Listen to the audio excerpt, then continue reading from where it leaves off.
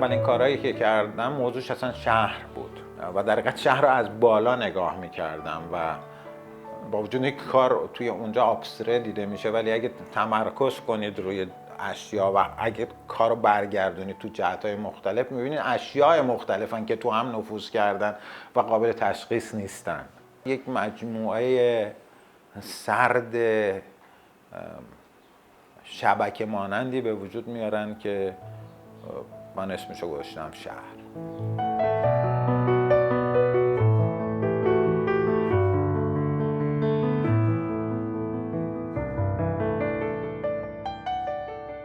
به سرعت این مسئله برام مطرح شد که خب به هر صورت من دارم روی سطح دو بعدی کار میکنم. البته این شخصی به هیچ وجه شخصی نبود، چون میدونستم این بحث از زمان امپرسیونیستا وجود داشته و منم به طور طبیعی درگیرش شدم. مدتی رو روی ساختار دو بعدی کار کردم بعد از پایان دانشکده، شاید 3-4 سال، و فکر کنم حلش کردم. کم کم داشت به گوش ما مسئله به اصطلاح نقد مدرنیته کم کم میخورد و اینکه خب به هر صورت الزاماً همه برداشتایی که ما کردیم راجع به یکپارچگی کار و اونم یک پارچه کردنش روی سطح دو بعدی میتونیم راجع بهش سوال بکنیم. در این صورت من یه مدتی اصلا تلاش کردم ببینم که به عنوان یه جور کنتراستی که میتونم وارد کار کنم، چیزی مثلا معادل رنگ مثلا سبز و قرمز که اونم ما کنتراست اسمشو میذاریم، تو طراحی هم میتونم این کارو بکنم یا نه. در این صورت گفتم بیا یه کاری کنم، اصلا من سطح دو بعدی و سه بعدی رو با هم قاطی کنم ببینم چی میشه. اولین اقداماتم رو فکر کنم سالهای 70-71 بود در این زمینه کردم که کم کم مثلا این سطح حجمدار داشت کنار سطح دو بعدی قرار میگرفت. از اون موقع تا حالا همینجوری بست دادم. هم تحت تاثیر یه جریانی بود که فکر میکنم توی ایران رایج بود، هم طبیعیه که تحت تاثیر وقایع امروزی باشم و تمام تلاشم بود که این دوتا رو با هم وصل کنم که موقعیت خودم رو بتونم ارائه بدم. مثلا سالهای 80 تا 90 میشه گفت تماما کارهام بخشش دو بعدی بخشش سه بعدی با هم ادغام شدن و حالا اینا شامل موضوعهای خیلی گسترده میشه. موضوعهای شهری که من معمولا درگیرشون هستم، آدمایی توی موقعیت‌های مختلف با شخصیت‌های مختلف، یکی مذهبی تر یکی غیر مذهبی تر، که اینا رو در حقیقت سعی کردم با سطوح دو بعدی و سه بعدی نشون بدم و راجع به آدم‌های کلی دور و برم هم میتونم صحبت کنم. آدم‌های کلی یعنی منظورم اینه که مثلا یک دانشجو، نه حسن یا مثلا منوچه، موقعیت یک دانشجو، یه موقعیت کلی بدون اینکه داستانی توش باشه.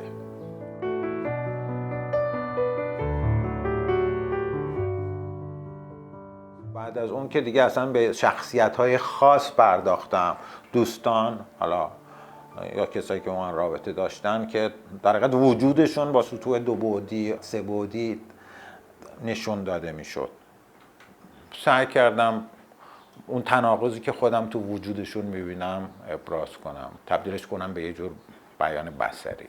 مثلا کارهایی دارم که تو نمیدونی این آدم خلاصه مادیه یا غیر مادیه و این کار تا همین الان ادامه داره و میشه گفتش که آره دو بعدی از نظر من معادل جهان ذهنیه در حقیقت و سه بعدی معادل جهان موجوده.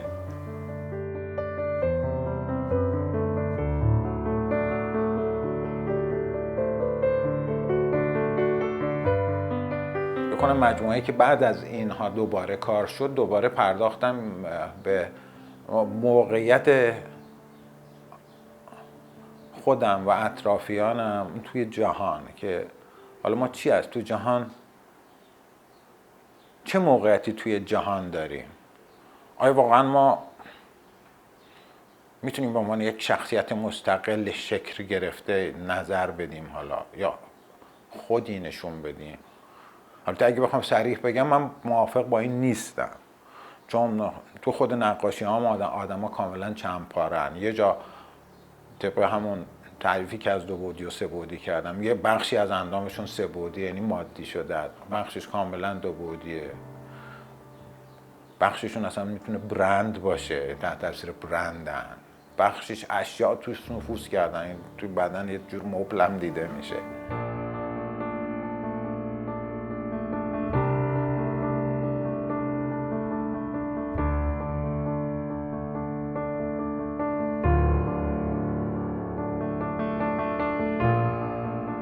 من آخرین نمایشگاهی که گذاشتم اولا با تأخیر بود، چون بعد از 2 سال که کارم تموم شده بود و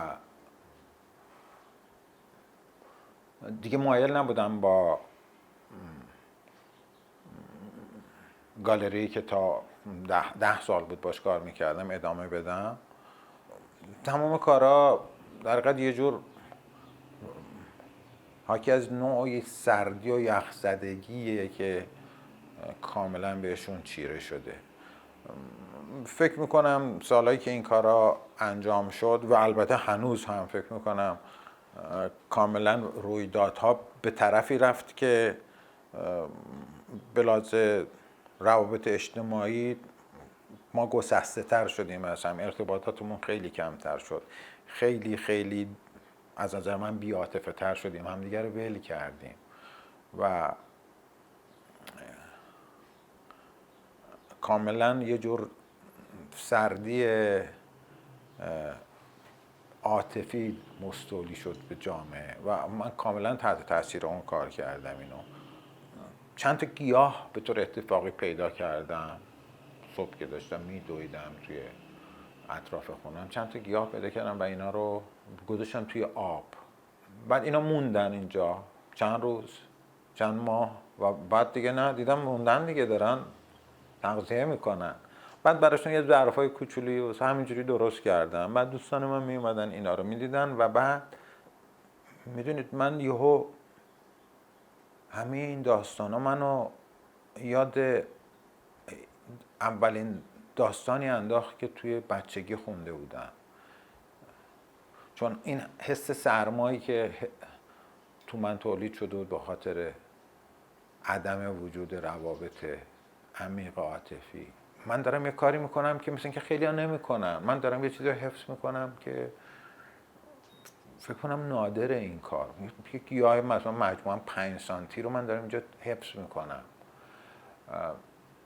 یاد اون داستان بچگیم افتادم که اسمش بود هنوز زنده است. داستان 2 تا بچه روستایی بود که راه میافتن برن جایی، دقیقاً یادم نیست، و وسط راه گرفتار برف میشن. یکیشون یخ میزنه و اون یکی برمیگرده روستا که کمک بیاره. وقتی که برمیگرده در حقیقت بچه که یخ زده داره آخرین نفساشو میکشه، ولی این داد میزنه که این هنوز زنده است. فکر کنم واقعا این مثل که اصلا داستان خود منه. من مثل که تو این مجموعه این سالایی که این حس به من دست داده، من فقط زنده بودم. میشه فقط بگی این هنوز زنده است، ولی واقعا مثل که تیکه تیکه شدم. هر گوشه تنم یه جاییه، منطقه داره برای خودش همجوری زندگی میکنه، مثل که یه مجموعه منسجم نیستم. در این صورت اون ظرفایی رو که برای گیاه ساختم فکر کردم حالا اصلا من میتونم یه آدم درست کنم که پاره های یک آدمه، یک تنه که تکه تکه شده است، حالا این گیاه رو داره حفظ میکنه منتها.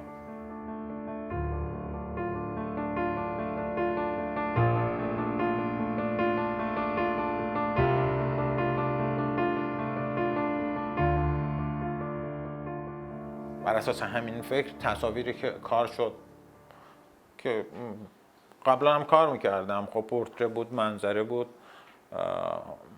این کارا رو کردم، منتها حالا تو حالتی که اونها هم کاملا منجمد شدن و مثل اینکه دارن آخرین نفس‌هاشون رو میکشن. فکر کردم آره الان بورژوازی هم مثل اینکه از شرم کم کم داره یخ میزنه. در این صورت کارایی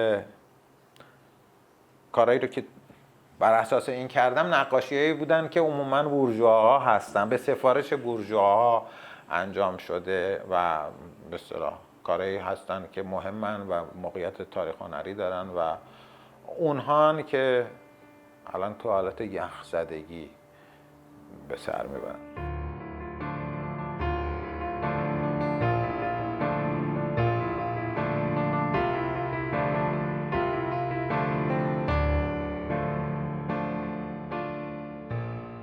توی نمایشگاه‌ها برخوردهای آدم‌های مختلف بر صورت آموزش‌های خاص خودشو داره و تأثیر خاص خودشو میگذاره. نمیتونم بگم تغییر عمده‌ای تو من ایجاد میکنه.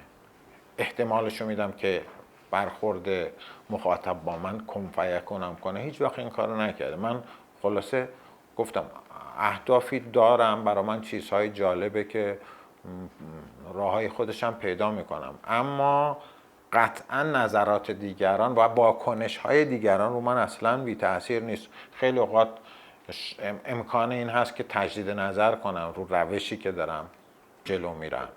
زمانی سعی میکردم از نقاشی‌های من دیگران خوششون بیاد. کم کم بود که به این نتیجه رسیدم که اصلا مهم نیست. اولا که این اصلا عملی نیست. برای هیچ کس عملی نبوده. داوینچی هم میگفت طراحی‌های میکلانج مثل بالش میکلانج هم اونو به نحو دیگه توصیف میکرد. در این صورت حتی میکلانج نتونست داوینچی رو هم قانع کنه. در مورد بقیه هم این صادقه.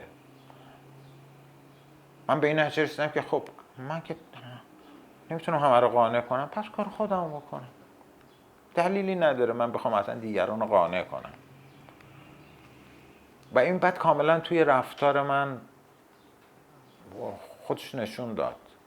چرا اگر کسی از من سوالی میکنه یا اگه پرخاشی میکنه یا چیزی میپرسه، چه دلیلی داره اینو بخوام قانع کنم؟ خیلی از آدما رو من اصلا قانع نمیخوام بکنم. من میدونم این چیزی به من میگه و 5 دقیقه بعد اصلا خودش هم یادش میره. جواب منم تو زندگیش هیچ تأثیری نداره. پس بذار حرفشو بزنم بره. من اصلا ساکت باشم. همیشه اینجوری نیستم، ولی میشه گفت در 90% موارد آره شده. حتی خودزنی هم کنم میذارم اون حرفشو بزنه و بحث تمام شه. خودزنی در این حدی که بگم اصلا به این جنبش فکر نکردم، فکر کنم حق با توه، بیا راجع به چیزی که صحبت کنیم. نمیگم نقد تلخ برای من شیرینه، نه قطعا نقد تلخ چند روز تو تلخ میکنه، اما بعد وقتی میبینی که نه واقعا یه جنبه مهمی رو دیده که تو ندیدید، بتونه خیلی کمک کنه.